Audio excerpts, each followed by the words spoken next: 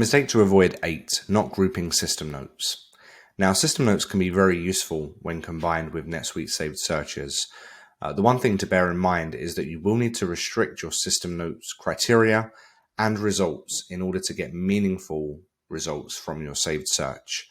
If you do not include those restrictions, you will end up with saved search results that are plentiful with many duplicate transactions included as a result of capturing every system note on that record.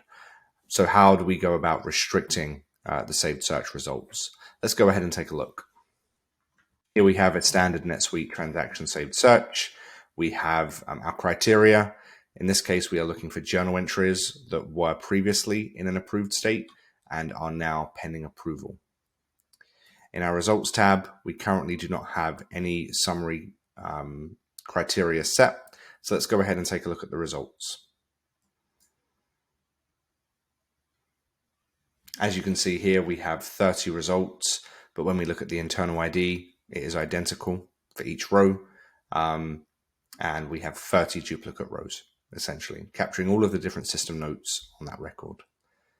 Let's go back to the saved search results in this case and summarize. So we're going to group by internal ID. Let's grab the maximum date, the maximum field, the maximum old value, the maximum new value. And you will need to play about with this to make sure that these summary types meet your criteria. But now when we go ahead and run the results for this saved search, instead of seeing 30 results, what we're going to see is a single row for that record. So we know that this record at some point in its life was modified from an approved state to a pending state. Thank you.